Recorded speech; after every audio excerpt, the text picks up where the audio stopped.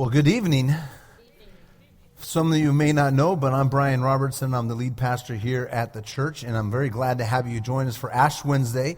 A couple just kind of quick housekeeping things. You are going to need those responsive reading stuff that's a handout. So if you don't have one, if you don't have someone near you that you can share with, just find someone you can share with, and we'll just do that, okay? Secondly, when we get into this a little bit, we kind of reflect a little bit, we have these little small mirrors. See that, Kelsey? Can you get your eyes there a little bit? Perfect. Cody, I get you a little bit? Perfect. Okay, good.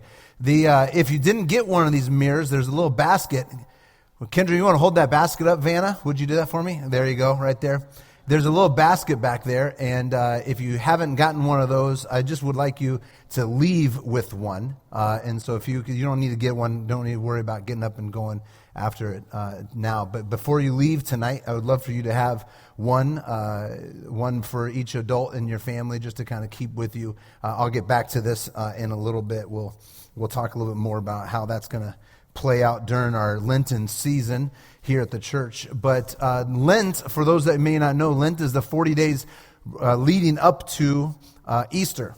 It's the season of preparation that the church calendar historically has designated these weeks leading up to Easter to prepare, to fast, to think about, to pray about the various ways in which God has redeemed and rescued us and the importance of the resurrection. And so these 40 days leading up to Easter celebration, the church has spent these days preparing and in kind of prayerful fasting about what it is that our sin has done for, and what Christ has done for our sin on the cross. And so these days leading up, historically, the church has engaged into some fasting, some voluntary fasting of one thing or another, of a type of food or a technology or some other thing that you might think about giving up during this season of Lent. Just so you're counting, the 40 days leading up to Easter, if you are one of these quick calendar mathematician kind of people, you'll realize that there's actually more than 40 days from Ash Wednesday up until Easter Sunday. That's because Easter or Sundays have been traditionally known as Sabbath days, and so you can rest from the fasting. You don't have to continue to fast. So if you're giving up something for Lent and you don't want to give up on Sunday, you don't have to. It's a freebie. You get to enjoy that day with whatever you want to have. So, but it's traditionally been something that you give up, or you fast, or you spend that time in prayer and in preparation. 40 days typically the scriptures use the term 40 days to usually be kind of coinciding with wholeness or coinciding with completion. You'll remember that the number 40 will come up a number of times in the scriptures if you're familiar. It flooded with Noah in the flood. It flooded for 40 days. And then the Israelites wandered in the desert for 40 years. And Jesus, as we'll look at this evening, Jesus goes to the wilderness or the desert to be tempted for 40 days. And he spends that time. And this is aspect of preparation. The wilderness always has a aspect of preparation, that God has something for people or a person, and they are oftentimes sent to the wilderness or have a season of fasting or a season of preparation before that task is really given for them to do. Again, this coincides with the Israelites wandering the desert for 40 years, and so there's preparation time for them prior to them entering into the promised land. So Lent, the church calendar kind of takes that season, those 40 days, in preparation for what God has done, for us to celebrate what God has done in the resurrection of Jesus and how that has paved the way for our own salvation, for our own life in God's kingdom. And it's also a good time for us to be reminded of our frailty, of our fallenness, of our brokenness. And so oftentimes people during this season of Lent will meditate, or they'll concentrate their thoughts on our own, the quickness of our own life. That our life is but just a flash of light real quickly, and then it's gone. And so how do we live our life in Lent, or in a view of eternity, and how we do that throughout the rest of our days in using Lent to prepare us for that? Because Jesus has risen from the dead. And because of the resurrection, it changes everything. And because of that, we spend these few days or these weeks leading up to Easter in preparation for that. We thought it would be good for us tonight, to think about our preparation for the Easter celebration is to use these three words that are up on these poster boards behind me: relevance, power, and popularity. And we're going to talk about these in just a second, but these three things coincide with three basic needs that every person, every man, woman, and child has on this planet. They have these basic needs that are given to them, God given to them. And when those needs are not met in an appropriate way, especially as a young child, we begin to manufacture them to make sure that they happen to us. So let's take one, for example. Take relevance, for example. If I would say relevance, I might say another words for relevance would be that this would be a way in which I'm surviving. I matter and I'm taken care of. That I have my basic needs are being met, if you will. That I have food, I have water, I have clothing. I am taken care of. I'm surviving, kind of things. Well, for many kids, or even adults, as you can reflect on your own life, there are times when we think that our lives are not really being met the way we want them to be. That our needs, we have wants and we have desires that aren't really being fulfilled the way we want them to. And so oftentimes we kind of manufacture those. We make ourselves to have these kinds of things. We make ourselves have whatever we think we need. We have the job that we want, or whatever we can achieve, what are the things that we can do to make ourselves relevant, to make ourselves that we have a meaning, we have a purpose in our world. And so we manufacture reasons to do that.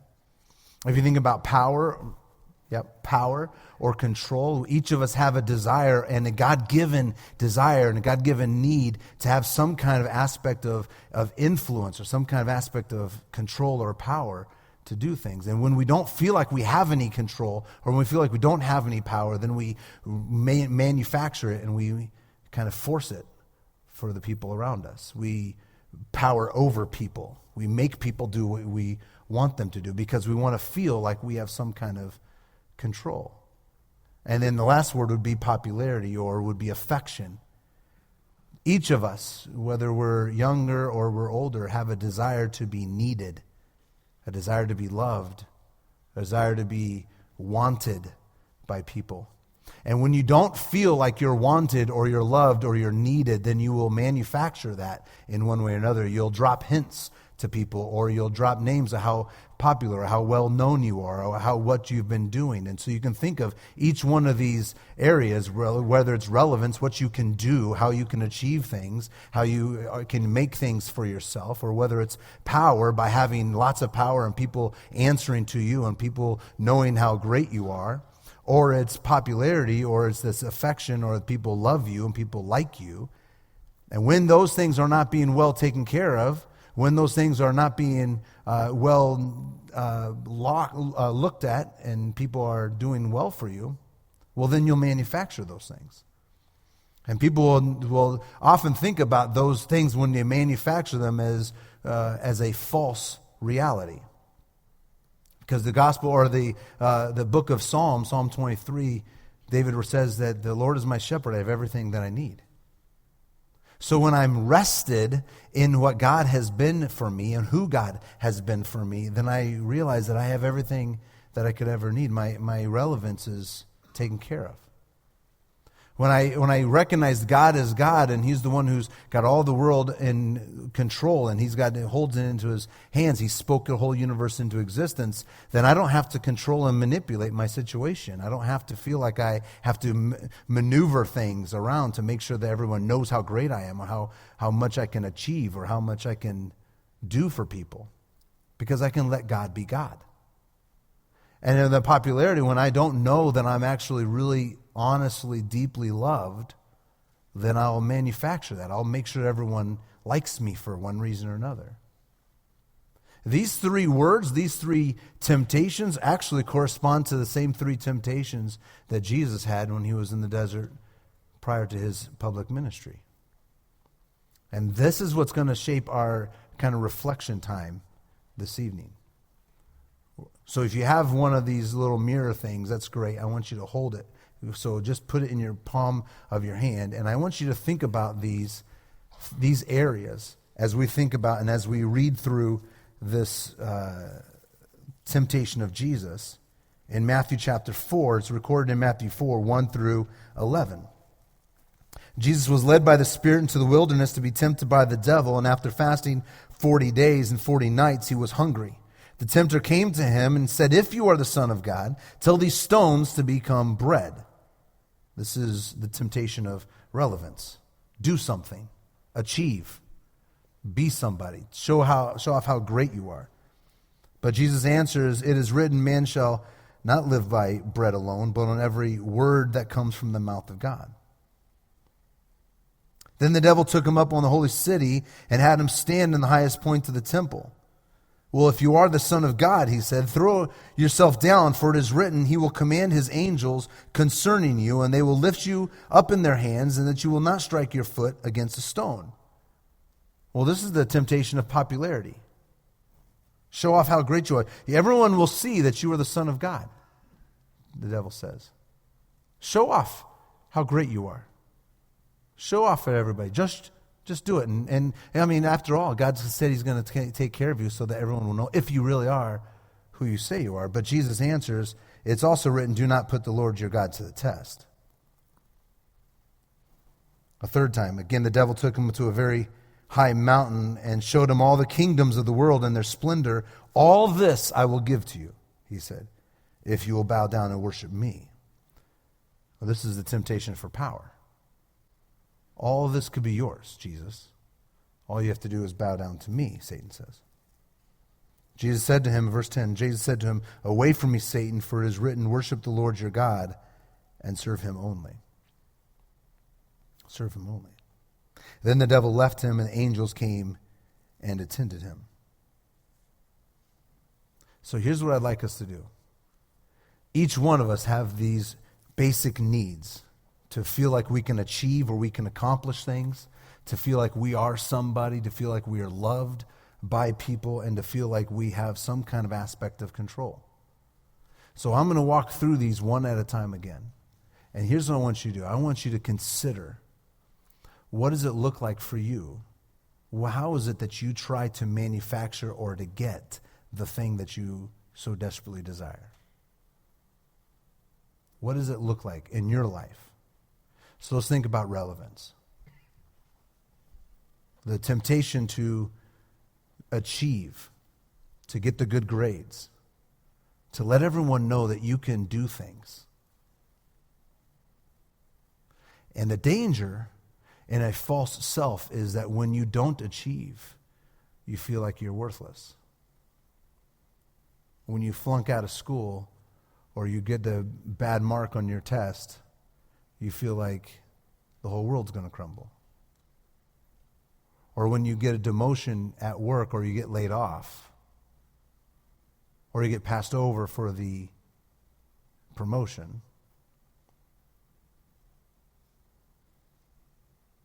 how is it that our culture has communicated to you that you will be worth something if you can show everybody what you can do?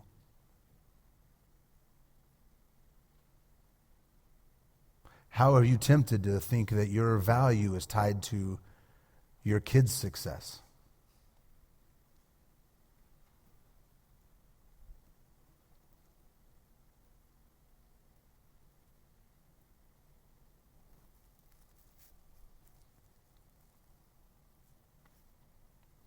The temptation for popularity, for people to like you, for you to walk into a room where everybody knows who you are and they greet you and they give you a high five and they love seeing you and they laugh, and for you to have the center of attention. How has this culture tempted you to say that your value comes from how many friends are on your Facebook list or how many likes you get in a social media post? How has the world's culture tempted you to think that you are only as valuable as how many friends you have around you? And so when Thanksgiving comes around and you don't have anybody at your table, you feel broken.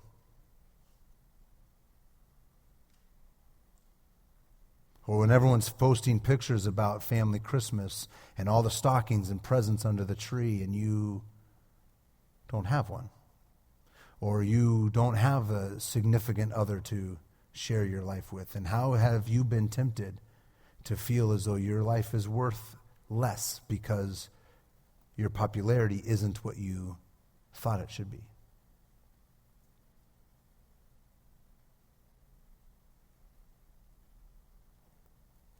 How are you tempted to sacrifice or to cut corners in order to become more popular?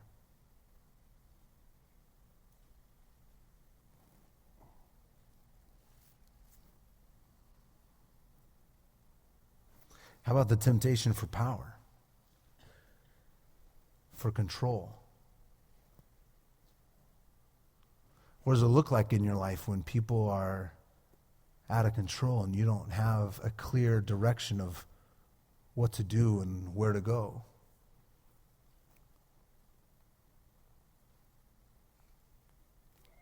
What does that look like when the things that you are supposed to have knowledge of and how things are supposed to work and they're not working the way that you think they should? How has our culture and our world tempted you to power over people, to make sure they do what you want them to do? Jesus is able to stand through each of these temptations, and he refers back to Scripture on each one of them. And he reminds Satan of what the truth of real Scripture is. But the real way in which Jesus does battle against Satan happens actually right before the temptation.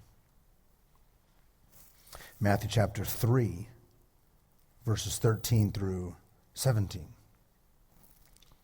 Jesus came from Galilee to the Jordan to be baptized by John, but John tried to deter him, saying, "I need to be baptized by you, and do you come to me?"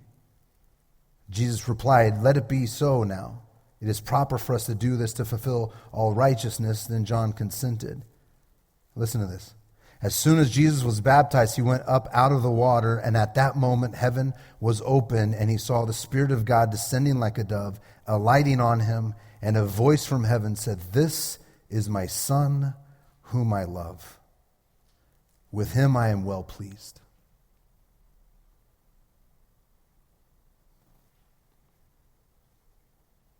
Jesus was able to stand against the temptation to be relevant, to have his worth tied to what he can achieve and what he can do, because he knew the Father's voice that said, "This is my Son whom I love and with whom I'm well pleased." Jesus was able to stand against the temptation to just be popular and do the thing that everyone would draw attention to him, because he knew he didn't need the attention of other people, because he had heard his Father say, "This is my Son whom I love and whom I'm well pleased." Jesus was able to not have to power over people or demand that people bow down, because he knew. He had heard the Father's voice say, "This is my Son whom I love and whom I'm well pleased."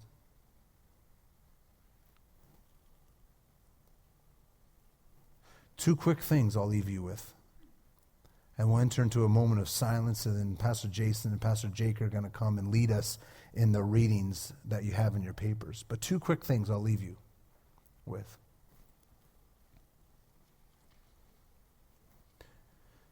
Notice that Jesus hasn't done a single thing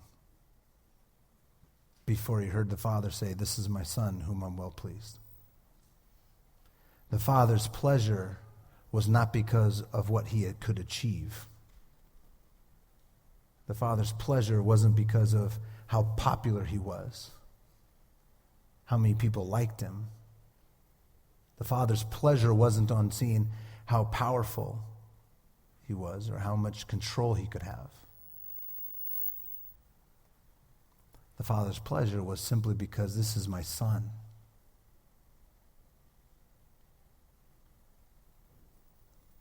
Who, if he had never done anything, I would still be well pleased.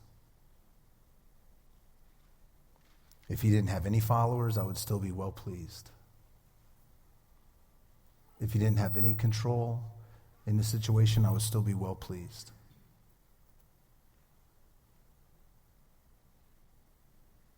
final thing to leave you with. That little mirror. We're going to have a moment of silence. And I want you to look at that mirror and I want you to hear the words. This is my son, in whom I'm well pleased. Not because you achieve, or because you're well liked, or because you have tons of power, but simply because you are his son. This is my daughter, in whom I'm well pleased. Take a moment and hear those words and look at your reflection and take those in. Receive them.